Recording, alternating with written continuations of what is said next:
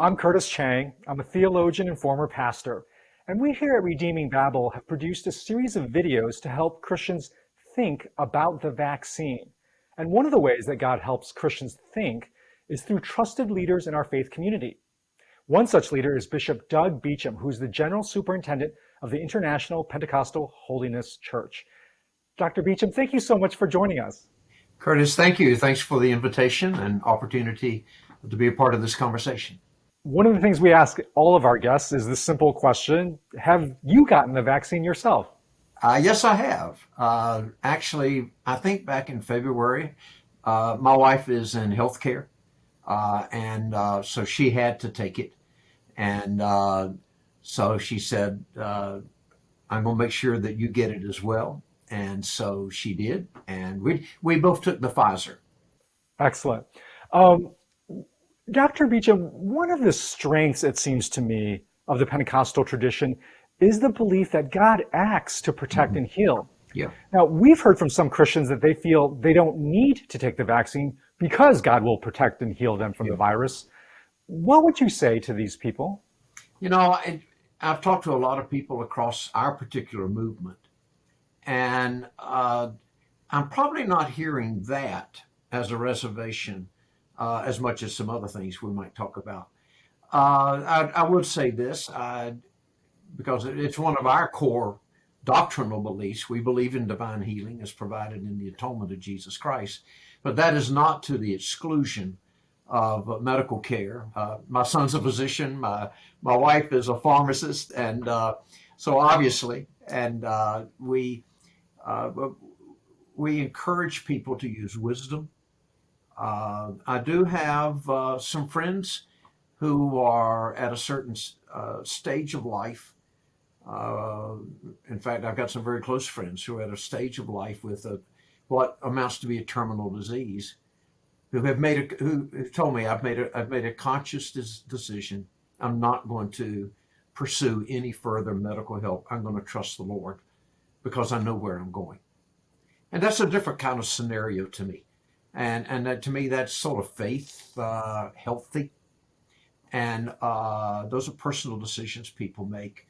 And I'm grateful that, you know, we're willing to live sort of with this at times tension within our movement. I think we try to remember that Luke, who wrote 2 of the major books in the New Testament, was a physician, best we can determine.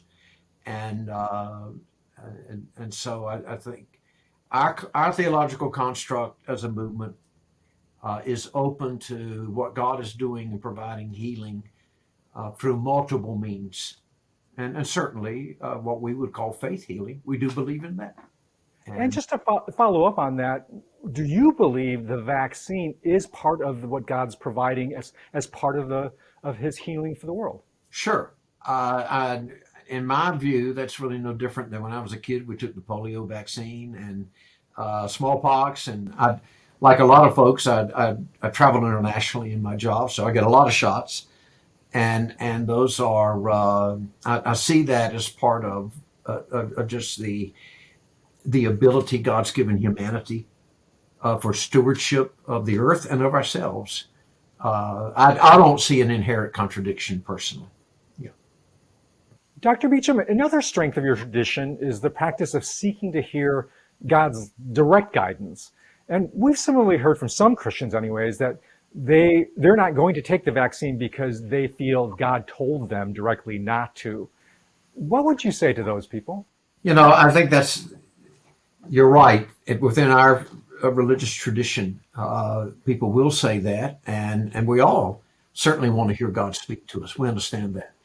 I think what I would say to someone, whether it was on the vaccine or anything they said to me, God told me, is that you really need to test that. You need the counsel of other people.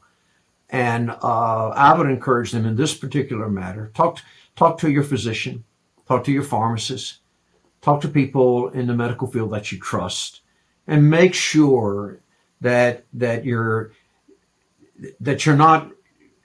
not hearing God out of a spirit of fear or a lack of information. And so that if you genuinely believe that, you've at least done the necessary kind of accountability, discernment of what one hears in one's own spirit, which I think would be important.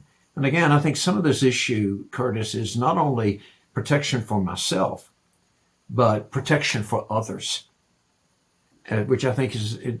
So it doesn't matter what kind of questions I am asking about it. I think that has to play into the equation of how of the decision I make. Well, Dr. Beacham, thank you so much for joining us for this conversation. We really appreciate your contributions. Curtis, thanks a lot for the opportunity. The pandemic has spread person to person. Ending the pandemic will also spread person to person, as each of us shares the necessary truth about the vaccine to those who are unsure. If you know someone who would benefit from this video, please take the time to share it with them.